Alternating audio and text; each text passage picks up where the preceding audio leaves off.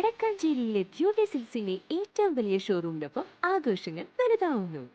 ഒരുക്കങ്ങൾ കൂടുതൽ ബ്യൂട്ടിഫുൾ ആവുന്നു. സ്വപ്നങ്ങളിൽ പുത്തൻ വർണ്ണങ്ങൾ വിരുന്നെത്തുന്നു. ഇനി ഓരോ കല്യാണങ്ങളും ആഘോഷങ്ങളും കളർഫുൾ ആവുന്നു. നിങ്ങളുടെ മനസ്സറിഞ്ഞ കളക്ഷനുകൾ തിരഞ്ഞെടുക്കാൻ അനേകം സെലക്ഷനുകളുമായി നിങ്ങൾ ആഗ്രഹിച്ച വിലക്കുറവിൽ വടക്കാഞ്ചേരിയിലെ ഏറ്റവും വലിയ വെഡിംഗ് സെന്ററായ ബ്യൂട്ടി സിൽക്സിനൊപ്പം ഷോപ്പിംഗ് ആഘോഷമാക്കാം. ഓരോ ഒരുക്കങ്ങളും ബ്യൂട്ടിക്കൊപ്പം.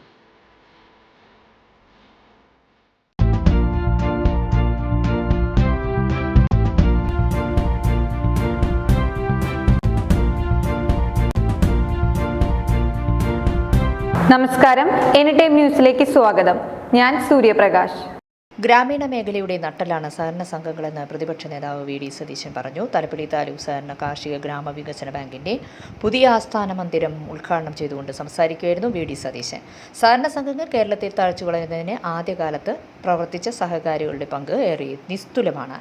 സഹകാരികളുടെ ഹൃദയവിശാലത കൊണ്ടും അവരുടെ സത്യസന്ധത കൊണ്ടുമാണ് കേരളത്തിൽ സഹകരണ പ്രസ്ഥാനം തഴച്ചു വളർന്നതും പടർന്നു പന്തലിച്ചത്. ആ കാലത്തിലേക്ക് നമുക്ക് അതിനെ തിരിച്ചു കൊണ്ടുപോകാൻ പറ്റണം. അക്കൗണ്ടിങ് സിസ്റ്റം വളരെ പ്രോപ്പറാക്കണം. ഒരുപാട് നടപടികൾ തീർച്ചയായിട്ടും ചെയ്യാനുണ്ട്. എന്തായാലും കേരളത്തിലെ UDF എന്താണ് സഹകരണ രംഗത്ത് ചെയ്യേണ്ടതെന്നും എന്തിടപെടലാണ് നടത്തേണ്ടതെന്നും ഞങ്ങൾക്ക് എന്ത് ബദലാണ് ഇക്കാര്യത്തിൽ നിർദ്ദേശിക്കാനുള്ളത് എന്നതിൻ്റെ ഒരു ഡോക്യുമെന്റ് ഉറപ്പായി ഞങ്ങൾ പുറത്തിറക്കും. കൊള്ളക്കാരെ തുറങ്കലിലടിക്കുക, നിക്ഷേപകരെ സംരക്ഷിക്കുക എന്നതാണ് UDFന്റെ നയം.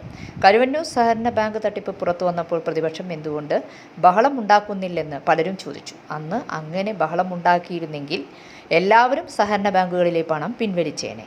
ഞാൻ പറഞ്ഞു, സാധാരണ പ്രതിപക്ഷം പ്രവർത്തിക്കുന്നത് പോലെയാണ് കേരളത്തിലെ പ്രതിപക്ഷം പ്രവർത്തിച്ചതെങ്കിൽ എനിക്ക് ഒരുപാട് സമ്മർദ്ദം ഉണ്ടായി. ഒരുപാട് ആളുകൾ എന്നോട് ചോദിച്ചു, നിങ്ങൾ എന്തുകൊണ്ടാണ് ആഞ്ഞടിക്കാത്തത്?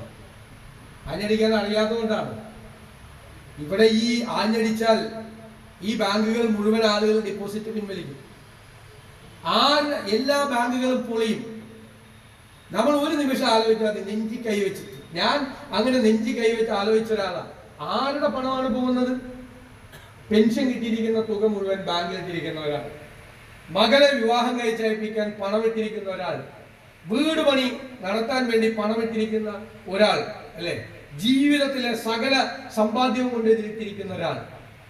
നമ്മളിവിടെ ബഹളം ഉണ്ടാക്കിയാൽ എല്ലാ ബാങ്കും പോയി എല്ലാ ബാങ്കുകളിൽ നിന്ന് 10 പേര് വിഡ്രോ ചെയ്യാൻ വേണ്ടിയിട്ട് രാവിലെ ഇറങ്ങിയാൽ മതി, പിന്നെ ബാങ്കിന്റെ സ്ഥിതി നോക്കാം. അതുകൊണ്ടാണ് ഒരു പ്രതിപക്ഷവും കാണിക്കാത്ത ഉത്തരവാദിത്വ ബോധത്തോടു കൂടി ഞങ്ങളുടെ നിലപാടെടുക്കുന്നത്. ഒരുപക്ഷെ ആ കാലഘട്ടത്തിൽ വളരെ കാർക്കശ്യത്തോടു കൂടി നമ്മളൊരു പത്രസമ്മേളനം നടത്തിയിരുന്നെങ്കിൽ ഇതെല്ലാം ചീട്ടോട്ടാരം പോലെ തകർന്നേനെ. ചെയ്യാൻ പാടില്ല എന്ന് നമുക്ക് തോന്നി.